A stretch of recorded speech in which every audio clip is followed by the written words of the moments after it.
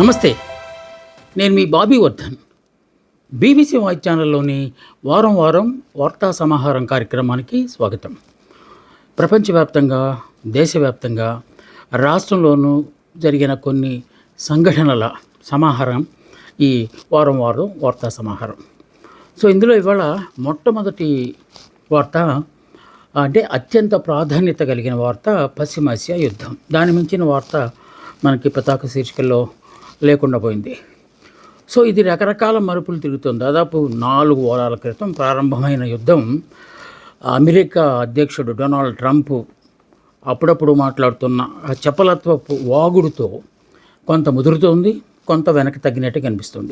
ఈ నేపథ్యంలోనే చర్చలంటూ యుద్ధ విరమణ కోసం చర్చలంటూ ట్రంప్ చేస్తున్న అనేక ప్రకటనలు పరస్పర విరుద్ధంగా ఉంటున్నాయి.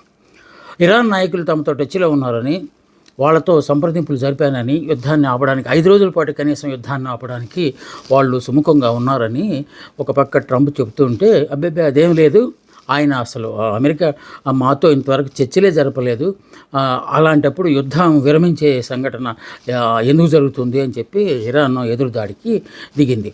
అయితే దానికి అమెరికా అధ్యక్షుడు ట్రంప్ చేస్తున్న మరో వాదన ఏంటంటే, నేను ఇప్పుడు మాట్లాడుతున్న వాళ్ళతో, లేకపోతే డిఫెన్స్ కౌన్సిల్ వాళ్ళతో నేను మాట్లాడటం లేదు, ఇరాన్లో గౌరవప్రదమైన హోదాల్లో ఉన్న వాళ్ళతో మాత్రమే మాట్లాడుతున్నాను. వాళ్ళు యుద్ధ విరమణకు, లేకపోతే కొన్నాళ్ళు సీజ్ ఫైర్ అంటే కాల్పుల విరమణకు వాళ్ళు సిద్ధంగా ఉన్నారు అని చెప్పి ఆయన చెప్పుకుంటూ వస్తున్నారు.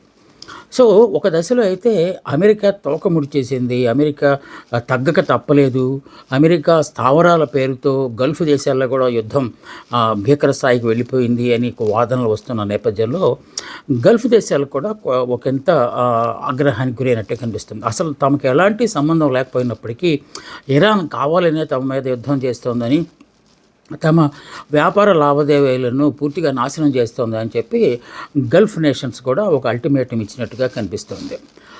అమెరికా స్థావరాలు ఉన్న చోట మాత్రమే మేము క్షిపణులను ప్రయోగిస్తున్నామని చెప్తున్నప్పటికీ ఇటువైపు గల్ఫ్ దేశాలు, ముఖ్యంగా యుఏఈ, మిడిల్ ఈస్ట్ నేషన్స్ వాటిని ఎప్పటికప్పుడు ధ్వంసం చేస్తున్నామని ఒక పక్కన ప్రకటన చేస్తూనే, ఎలాంటి సంబంధం లేని మా ఆస్తులకు నష్టం కలిగిస్తున్నప్పుడు, మా వ్యక్తులకు ప్రాణ నష్టం కలుగుతున్నప్పుడు మేము చూస్తూ ఊరుకునే అవకాశం లేదు, మేము ఎదురు తిరిగి మళ్ళీ యుద్ధానికి ప్రారంభించే సన్నాహాలు చేసుకునే పరిస్థితి మాత్రం తీసుకురావద్దని చెప్పి ఇరాన్కి వాళ్ళు హితవు పలికినట్టుగా కనిపిస్తుంది. ఈ 4 వారాల యుద్ధంలో దాదాపు 2500 మంది ప్రాణాలు కోల్పోతే వేలల్లో గాయపడ్డారు. ఇక లక్షల కోట్లలో ఆస్తి నష్టం వచ్చింది. ఇంతకీ యుద్ధం ఎవరి కోసము అనే ప్రశ్న కూడా రాకపోతే, ఈలోపు చమురు క్షేత్రాలు, లేకపోతే సహజ వాయు క్షేత్రాల మీద పరస్పర దాడులు జరుగుతున్న నేపథ్యంలో చమురుకు కొరత వస్తుంది, లేకపోతే సహజ వాయుకు కొరత వస్తుందనే ఒక వాదన కూడా బలపడింది. కాకుంటే యుద్ధ విరమణ జరగబోతుందని అగ్రరాజ్యపు అధినేత ట్రంప్ చెప్పడంతో కొంత ధరలు తగ్గించినట్టుగా కనిపిస్తుంది. బ్యారెల్ $110 ఉన్నది ఇప్పుడు $96 మాత్రమే, $96 మాత్రమే పడిపోయిందని, ఇది ఒక ఆశించదగిన అంశమే అని చెప్పి చెప్తూ ఉన్నారు. అమెరికన్ అధ్యక్షుడు ట్రంప్ తన చాపల్యాన్ని మరోసారి కూడా బయటపెట్టుకున్నాడు. ఏంటంటే Khamenei, Iran supreme leader Khamenei మరణించిన తర్వాత ఆ స్థానంలోకి నన్ను రమ్మని అడుగుతున్నారు అని చెప్పి ఆయన ఒక స్వయంకృత అపరాధమనాలో లేకపోతే అల్లరి చేష్టలలో తెలియదు కానీ ఆయన పేర్కొన్నాడు. దానికి ప్రపంచవ్యాప్తంగా జనాలు ఎలా అర్థం చేసుకున్నారో తెలియదు కానీ ఇరాన్లో మాత్రం జనాలందరూ హేళనగా మాట్లాడుకోవడం కనిపిస్తుంది. ఇదిలా ఉంటే, ఇప్పటిదాకా బిగుసుకుని కూర్చుని తటస్థ వైఖరిని అవలంబించిన నాటో దేశాలు కొన్ని, అలాగే యూరప్, ఆస్ట్రేలియా ఇలాంటి కొన్ని దేశాలు కూడా ఇటు యుఏఈ వైపు, పశ్చిమాసియా వైపు తమ సేనలను తరలించడానికి రహస్యంగా ఒప్పుకున్నాయని చెప్పి ఒక వార్త కూడా వెలుగులోకి వచ్చింది. అదే కనుక జరిగితే ఈ యుద్ధము ఆకాశం నుంచి, అంటే గగనతలం నుంచి భూతలం మీదకి వచ్చే ఆస్కారం ఉంది. అది కనుక జరిగితే ఇంకా మా యుద్ధం తీవ్రత పెరిగిపోయి ఇరువైపులా, ఒక ప్రక్క ఇజ్రాయేల్ ఈ చర్చలు జరుగుతున్నాయి, ట్రంప్ సమాలోచనలు చేస్తున్నారు అని చెప్తున్న నేపథ్యంలో కూడా ఇరాన్లో ఉన్న చమురు క్షేత్రాల మీద, విద్యుత్ కేంద్రాల మీద ఆయన క్షిపణులు ప్రయోగించడం అనేది కాస్తంత ఆశ్చర్యం కలిగిస్తుంది. ట్రంప్ కూడా దీనికి కొంత ఆగ్రహాన్ని వ్యక్తం చేసినట్టుగా కనిపిస్తోంది. ఇక నుంచి చమురు, సహజ వాయువు, విద్యుత్ కేంద్రాల మీద క్షిపణులు ప్రయోగించరాదని కూడా ఒకట. ఇదిలా ఉంటే యుద్ధం విరమించాలి అనేదాన్ని తెర మీదకు తీసుకొచ్చి ట్రంప్ చాలా షరతులు చెప్పారు. ఇది ఇంకా ఫ్యూచర్లో ఇరాన్ యుద్ధం చేయకూడదు, అలాగే యురేనియం నిల్వలని ధ్వంసం చేయాలి, లేకపోతే న్యూక్లియర్ వార్కి వాళ్ళు అసలు ఎప్పుడు మేము బయటకు వస్తామని చెప్పకూడదు. ఇలాంటి చాలా గొంతుమ్మ షరతులను ఆయన పెడితే ఇరాన్ మాత్రం ఇంకొంచెం ముందుకెళ్ళిపోయి ఇప్పటిదాకా జరిగిన నష్టాన్ని మొత్తాన్ని పూడ్చాలి, మాకు మొత్తం డబ్బులు ఇచ్చేసేయాలి, అలాగే మా దేశం తాలూకు సార్వభౌమాధికారాన్ని, చట్టబద్ధతను కల్పించాలి, యుద్ధం అవసరమైనప్పుడు మేము చేస్తాము అంతే తప్ప అయిన దానికి కాని దానికి మేము యుద్ధం చేయము, ఏ దేశము తనకు తాను నాశనం చేసుకోవాలనుకోదు, మేము కూడా అలాగే అనుకుంటున్నాము, అందువల్ల భవిష్యత్తులో యుద్ధం చేస్తాము, పరిస్థితులను బట్టి చేయాల్సి వస్తే చేస్తాము, ఇలాంటి కండిషన్లన్నీ పెట్టి దీనికి మీరు అంగీకరిస్తే మేము యుద్ధమరణకు మేము సుముఖమే అని చెప్పి వాళ్ళు కూడా చెప్తున్నారు. ఇలా ఈ సాగదెత్తలు, చర్చలు, లేకపోతే షరతులు, ఇలాంటి రకరకాల వాదోపవాదాల మధ్య యుద్ధం తన పని తాను చేసుకుపోతుంది అన్నట్టుగా జరుగుతూనే ఉంది. దీనికి తోడు ప్రకృతి ప్రకోపం కూడా ఈ గల్ఫ్ దేశాలను కొంచెం కుదిపేస్తున్నట్టుగా ఉన్నది. అక్కడ వరదలు సంభవించే, ఒక ప్రక్క వరదలు, మరో ప్రక్క ఈ దీపావళి కార్యక్రమంలాగా ఈ క్రాకర్స్ లాగా ఈ క్షిపణులు, డ్రోన్స్ రావడం కూడా కొంత ఇబ్బందికరంగా మారిన పరిస్థితి. సో చూడాలి ఏం జరుగుతుందో, ఎవరి తాలూకు షరతులని ప్రపంచం అంగీకరిస్తుందో. ఇప్పుడు నాటో అలాగే కొన్ని యూరోప్ దేశాలు రంగప్రవేశం తేలిన తర్వాత యుద్ధం తాలూకు పరిస్థితులు ఏ విధంగా మారతాయో అని ప్రపంచం అంతా భయోందోళనతో ఎదురు చూస్తోంది. ఓకే, వర్తిత్వానికి కొన్ని దేశాలు ముందుకు రావాలని ట్రంప్ కోరారని, అందులో పాకిస్తాన్ కూడా ఉందని చెప్పి ఆ మధ్య ఒక వార్తలు వచ్చాయి. భారత ప్రధానిని కూడా అమెరికన్ అధ్యక్షుడు ట్రంప్ సంప్రదింపులు చేశారని, మీరు కూడా మధ్యవర్తిగా రావాలని కోరారని, దానికి ఇటువైపు నుంచి ఎలాంటి స్పందన లేదని కూడా ఒక వార్త హల్చల్ చేస్తుంది. ఇది అతి ముఖ్యమైన వార్తగా ప్రపంచంలో ఇప్పుడు ప్రాచుర్యంలో ఉన్నది. ఇక రెండో వార్త మన రాష్ట్రానికి సంబంధించిన వార్త. అది ఆంధ్రప్రదేశ్ అభివృద్ధికి ఒక నవశకం మొదలైంది అని చెప్పుకోవడానికి పనికొచ్చే ఒక వార్తగా దీన్ని మనం చెప్పుకోవాలి. ఎన్నాళ్ళ నుంచో ఎదురు చూస్తూ లేకపోతే వాయిదా పడుతూ వస్తున్న ఆర్ఎస్ఆర్ స్టీల్ ప్లాంటు అనకాపల్లి జిల్లాలో, కొత్తగా ఏర్పడిన అనకాపల్లి జిల్లాలోని నక్కపల్లి దగ్గర అది శంకుస్థాపనకు నోచుకున్నది. ఈ మధ్యనే కేంద్ర మంత్రి కుమారస్వామి, ఉక్కు గనుల శాఖ మంత్రి కుమారస్వామి, అలాగే సహాయ మంత్రి శ్రీనివాస్ వర్మ, మన రాష్ట్ర ముఖ్యమంత్రి, డిప్యూటీ ముఖ్యమంత్రి, అలాగే లోకేష్ లాంటి వాళ్ళు దానికి హాజరయ్యారు. లక్ష్మీ బిట్టల్ అలాంటి వాళ్ళు సంస్థ ప్రతినిధులుగా వాళ్ళు కూడా వచ్చారు. సో అత్యంత అట్టహాసంగా ఆనంద ఉత్సవాల మధ్య ఈ ఆర్సెల్ఆర్ స్టీల్ ప్లాంట్ తాలూకు శంకుస్థాపన కార్యక్రమం జరిగింది. దీన్ని ఒక పెద్ద మైలురాయిగా ఆంధ్రప్రదేశ్ అభివృద్ధిలో, కొత్తగా ఏర్పడిన ఆంధ్రప్రదేశ్ అభివృద్ధిలో ఇది ఒక మైలురాయిగా చంద్రబాబు నాయుడు గారు దాన్ని గురించి మాట్లాడుతూ ఉంటే, ఇంత త్వరగా ఈ సంస్థ వస్తుందని, కార్యకలాపాలు ప్రారంభిస్తుందని చెప్పి మేము ఊహించలేదు అని ఆయన చెప్పారు. ఇక సంస్థ సీఈఓ కూడా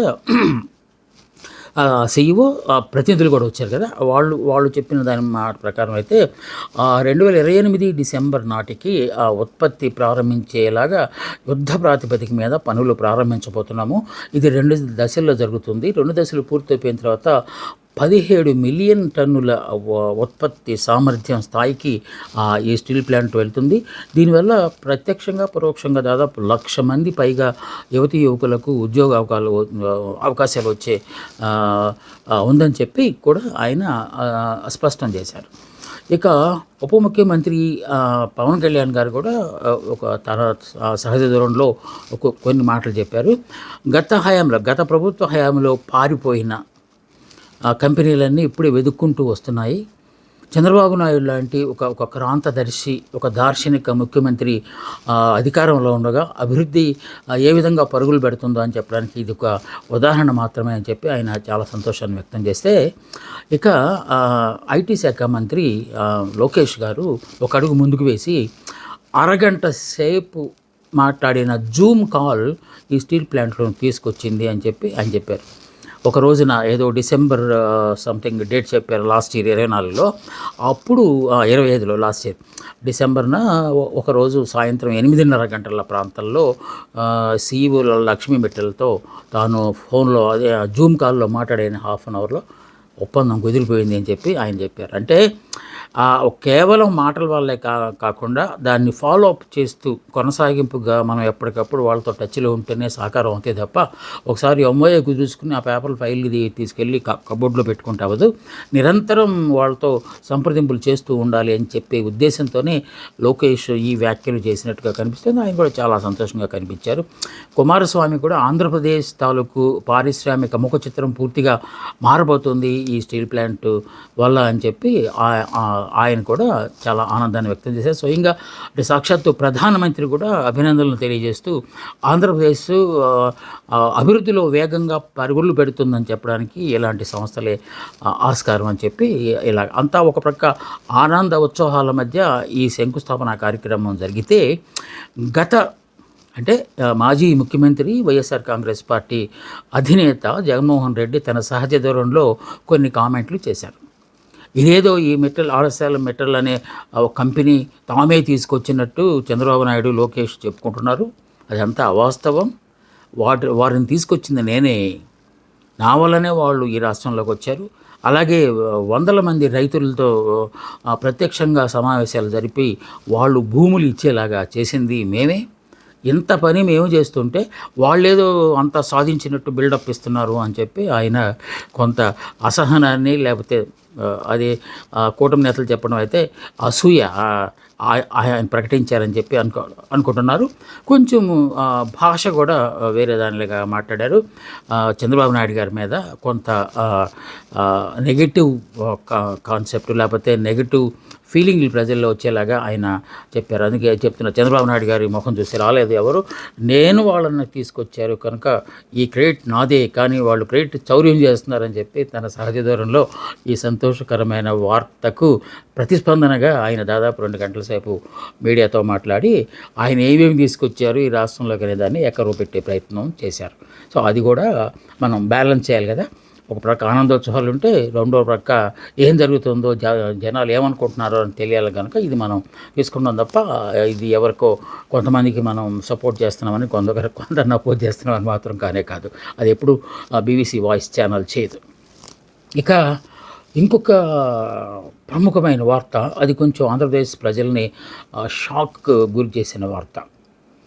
ఇప్పటిదాకా ప్రపంచంలో లేకపోతే దేశంలో ఎక్కడ ఉగ్రవాద కార్యకలాపాలు బయటపడినా దానికి మూలాలు హైదరాబాద్లో ఉన్నాయి అని చెప్పి ఇన్నాళ్ళు భావిస్తూ వచ్చాం. అది పాత రోజులు. ఇప్పుడు ఉగ్రవాద మూలాలు విజయవాడకు కూడా చేరాయి అనే ఒక వార్త పెద్ద షాకింగ్ న్యూస్.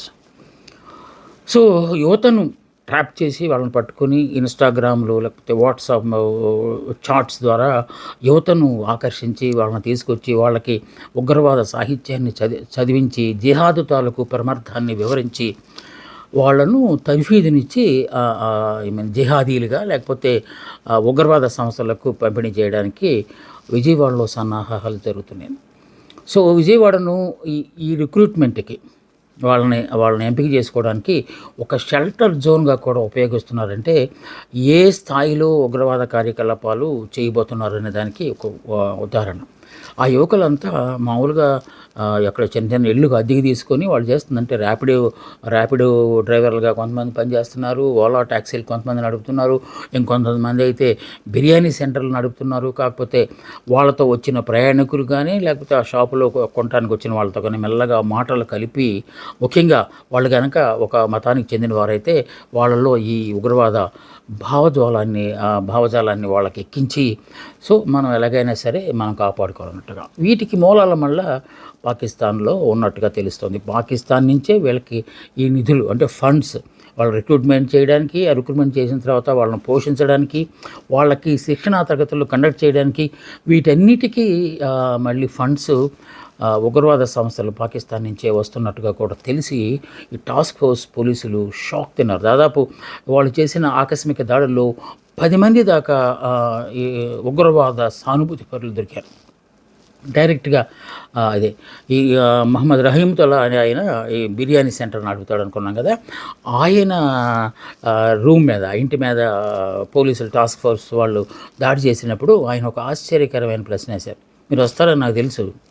ఇన్‌స్టాగ్రాము, వాట్సాపుల్లో రీల్స్ చూసుంటారు. అందుకే మీరు వచ్చుంటారులేండి అని చెప్పి చాలా ధైర్యంగా, ఏమాత్రం సంకోచించకుండా, అరెస్ట్ చేస్తారని భయపడకుండా, ఆనందంగా వచ్చేస్తున్నాను అని చెప్పడాన్ని చూస్తుంటే వాళ్ళు ఎంత కేర్‌లెస్‌గా ఉన్నారో, ఎంత జాగ్రత్తగా అంటే భవిష్యత్తులో ఎలాంటి కార్యకలాపాలు చేయబోతున్నారు అనే దానికి ఇలాంటివి కొన్ని సూచనలుగా కావచ్చు. అందుకే దీన్ని టాస్క్ ఫోర్స్ చాలా సీరియస్గా తీసుకుంది. 10 మందిని అదుపులోకి తీసుకుని కోర్టు ముందు ఉంచింది. కోర్టు వాళ్ళకి 14 రోజులు రిమాండ్ విధించింది. రాజమండ్రి జైలుకు వాళ్ళను తరలించారు.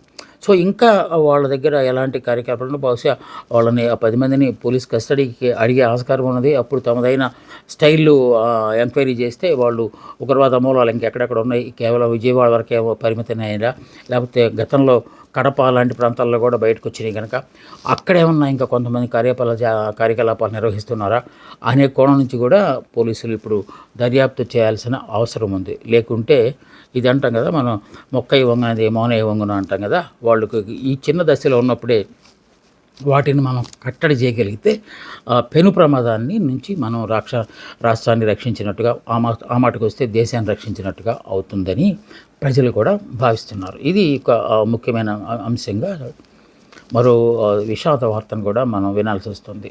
రాష్ట్రంలో మరో బస్సు దహనం సంఘటన జరిగింది.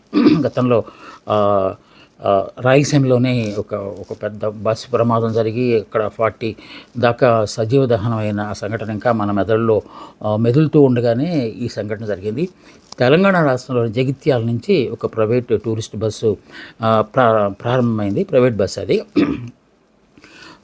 నెల్లూరు జిల్లాలోని కనిగిరికి వాళ్ళందరూ వలస కూలీలు. అక్కడ ఈ ప్రాంతం నుంచి హైదరాబాదు ఆ పరిసర ప్రాంతాల్లో కూలీ పనులు ముఖ్యంగా నిర్మాణ బేల్దారీలు అంటాం కదా, ఆ పనులు చేసుకోవడానికి వాళ్ళందరూ అక్కడికి వెళ్ళారు. ఇప్పుడు శ్రీరామనవమి పండుగ కనుక, ఆ తర్వాత వచ్చే ఆదివారం ఇవన్నీ వచ్చినాయి కనుక ఒక 3-4 రోజులు ఇంటి దగ్గర పండుగల్లో పార్టిసిపేట్ చేసుకోవచ్చు అని చెప్పి వాళ్ళు ఎంతో ఆనందంగా, కొంతమంది ఒక 60 మంది దాకా ఒక బస్సు తీసుకుని, ఒక ప్రైవేట్ బస్సుని తీసుకుని బయలుదేరారు. అది మధ్యలో 2-3 సార్లు అది ట్రబుల్ ఇచ్చింది, బస్సు ట్రబుల్ ఇచ్చింది. ప్రయాణికుల్లో కొందరు దాన్ని గమనించి, బాబు ఏంటి బస్సు మమ్మల్ని చేర్చరా, మళ్ళీ ఏమైనా ప్రమాదం వచ్చే ఆస్కారం ఉందంటే లేదన్నారు. మధ్యలో బస్సు ఆపి మెకానిక్లు వాళ్ళందరూ కలిపి ఏదో మరమ్మతులు చేసినట్టు నటించారు.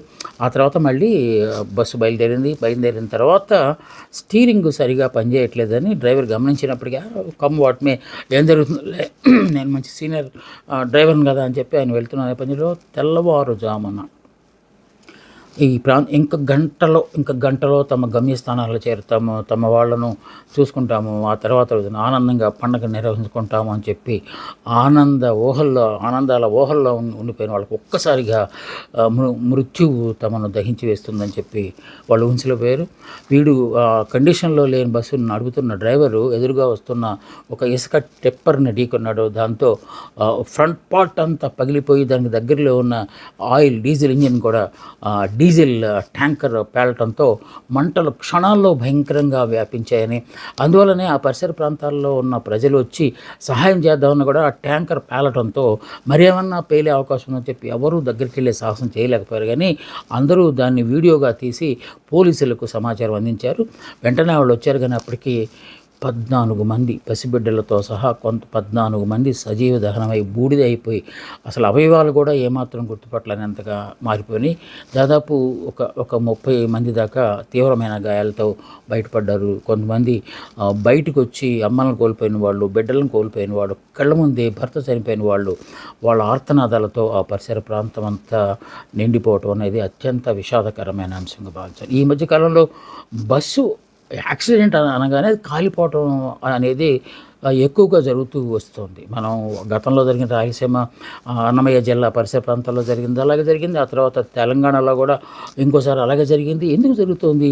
ఆ బస్సు కండిషన్లు ఎప్పటికప్పుడు ఈ ఈ ఆర్టీ వాళ్ళు చూడలేదా, లేకపోతే చూసి చూడనట్టు, లేకపోతే లంచాలు మింగేసి పర్మిషన్లు ఇచ్చేస్తున్నారా, అందువలన ఇలాంటి ప్రమాదాలు జరుగుతున్నాయా? ఆ గతంలో అయితే మహా అయితే బస్సు మరో వెహికల్ ఢీకొన్నప్పుడు కొంత ప్రమాదం జరగడం అనేది న్యాచురల్. గతంలో చాలాసార్లు కూడా యాక్సిడెంట్లు అయినాయి. కానీ ఈ ఈ మధ్య కాలంలో జరుగుతున్న యాక్సిడెంట్లు అవి అగ్నికీలాలకు దారి తీయటము, అలాగే అందరూ సజీవ దహనం అయిపోవటం అనేది కొంత ఆలోచించాల్సిన విషయంగా అందరూ అన్నారు. ఎందుకంటే బస్సులు బాగా పాడైపోయిన తర్వాత వేరే రాష్ట్రం నుంచి కొనుక్కొని వచ్చి అది దాన్ని ఏమంటారు, బోర్కి వెళ్ళిపోయింది, అది పనికిరాదు నడవడానికి అనుకున్న దశలో దానికి రంగులు గింగులు హంగులు చేసేసి రోడ్డు మీద తిప్పేస్తున్నారు, తద్వారా ప్రాణాలు తీసేస్తున్నారు అనే ఒక వాదన కూడా ఉంది. సో అధికారులు ఆ కోణంలోంచి కూడా ఆలోచించి ప్రజల ప్రాణాలకు భరోసా ఇవ్వాలని చాలామంది కోరుతున్నారు. ఇంకొక సంచలనమైన వార్త కూడా ఒకటి వచ్చింది. అది చట్టానికి సంబంధించిన ఒక వార్త. సో క్రైస్తవంలోకి మారిన ఎస్సీ ఎస్టీ కులాల వారికి వాళ్ళ గతంలో వచ్చిన ఆ వెసులుబాటు అనేది కొనసాగదు. ఆటోమేటిక్గా వాళ్ళు ఏవేమి సౌకర్యాలు పొందుతున్నారో ఎస్సీలు క్రైస్తవంలోకి మారితే అవి వర్తించవు, ఆటోమేటిక్గా అవి క్యాన్సిల్ అయిపోతాయి అని చెప్పి ఒక సుప్రీంకోర్టు ఒక ఆర్డర్ ఇచ్చింది. దీనికి ఉన్న నేపథ్యం ఏంటంటే బాపట్ల జిల్లా పిట్టనవాలిపాలెం దగ్గరలోని కొత్తపాలెం అనే ఒక ఊళ్ళో ఒక చర్చి ఫాదర్గా పనిచేస్తున్న ఆనంద్ కుమార్ అనే అతన్ని కొంతమంది అగ్ర వర్గాలకు చెందిన వాళ్ళు దారి కాచి కొట్టారని, తనను కులం పేరుతో దూషించి మరీ చేశారని చెప్పి అతను అట్రాసిటీస్ కేసు పెట్టారు. పేరు పెడితే తాను పాస్టర్గా పనిచేస్తున్నాడు, తాను ఎస్సీ కానే కాదు అని చెప్పి వాళ్ళు కూడా కౌంటర్ కేసు వేశారు. ఆ కేసు హైకోర్టుకి వెళ్ళింది. హైకోర్టు కూడా ఇది కరెక్టే కదా, ఆయన క్రైస్తవంలో ఉన్నప్పుడు ఆయన క్రైస్తవుడు అవుతాడు తప్ప ఈ కులాలకి ఎస్సీ ఎస్టీలకు లభించే సౌకర్యాలు ఆయనకి ఎలా లభిస్తాయి? పైగా ఈ అట్రాసిటీస్ కేసు అనేది ఎస్సీ కులాలకు మాత్రమే చెందుతుంది. ఆయన మతం మారిపోయిన తర్వాత ఆటోమేటిక్గా అవన్నీ పోతాయి అని చెప్పి హైకోర్టు తీర్పునిచ్చింది. సో ఆయన మళ్ళీ ఏమనుకున్నాడంటే అత్యున్నత స్థానం ఉంది కదా, అక్కడికి వెళ్ళి మనం ఫైట్ చేద్దామని చెప్పి ఆయన వాళ్ళు సుప్రీంకోర్టుకి వెళ్ళాడు. సుప్రీంకోర్టుకి వెళ్తే సుప్రీంకోర్టు తాజాగా దాన్ని ఆంధ్రప్రదేశ్ హైకోర్టు ఇచ్చిన తీర్పును సమర్థిస్తూ ఇది వాస్తవమే అని చెప్పారు. అలాగే అది సిక్కు మతంలోకి, జైన్ మతంలోకి, మరే దాంట్లోకి హిందూ మతంలోకి మారినప్పుడు మాత్రం వాళ్ళకి అది సహజమైనదే ఉంటుంది. కానీ క్రైస్తవంలోకి మారినప్పుడు మాత్రం ఇది తప్పనిసరిగా వాళ్ళకున్న సౌకర్యాలు మొత్తం పోతాయి. ముఖ్యంగా ఎస్సీ అట్రాసిటీస్ కేసు పెట్టడానికి వాళ్ళు అర్హత కోల్పోతారు అని చెప్పటం అనేది ఇప్పుడు దేశవ్యాప్తంగా సంచలనం. అసలు ఎందుకు షెడ్యూల్ తెగలవారు క్రైస్తవంలోకి మారుతున్నారు అనేది ఇప్పుడు పెద్ద డిబేట్గా మారింది. ఇప్పుడు వాళ్ళని ఊరికి దూరంగా పెట్టారు, దేవాలయాల్లోకి ప్రవేశం లేకుండా చేశారు. కనుక ఆ బలహీనతను ఆసరాగా తీసుకుని క్రైస్తవం అనేది మన దేశానికి వచ్చింది. క్రైస్తవంలో చేరినంత మాత్రాన, తమకు ఇష్టమైన దేవుణ్ణి వాళ్ళు పూజించినంత మాత్రాన వాళ్ళకున్న సహజమైన కులం ఎలా పోతుంది అనే ఒక చర్చ కూడా మొదలైంది. సో చాలామంది రిజర్వేషన్ కోసమేమో ఒకదాన్ని వాడుకుంటున్నారు, అలాగే డిగ్నిటీ కోసమేమో మరో మతాన్ని వాడుకుంటున్నారు. సో ఇలాంటి ద్వైధీభావంగా, అంటే ద్వంద్వ ప్రమాణాలు కలిగిన విధానం చెల్లనేరదు అని చెప్పి కొంతమంది వాదిస్తున్నారు. సో ఇది మొత్తానికి దేశవ్యాప్తంగా పెద్ద చర్చకు దారితీసే ఆస్కారం ఉన్నది. అంటే ఆల్మోస్ట్ రాజ్యాంగపరమైన ఒక కీలకమైన అంశం మీద ఇప్పుడు దేశవ్యాప్తంగా చర్చ జరిగే ఆస్కారం ఉంది. సో ఇది కూడా ఈ వారంలో వచ్చిన ఒక ముఖ్యమైన అంశంగా మనం భావించాలి. సో ఇవి ఈ వారం వార్తా సమాహారంలోని కొన్ని ముఖ్యమైన అంశాలు, చాలా ముఖ్యమైన అంశాలు ఉన్నాయి. కానీ మనకున్న సమయం మేరకు కొన్నిటి మీద మాత్రమే విశ్లేషణ చేసే అవకాశం మనకుంది. సో మళ్ళీ వచ్చే వారం మరిన్ని వార్తలతో నేను ముందుకు వస్తాను. అందాక సెలవు. నమస్తే, మీ బాబీ వర్ధన్.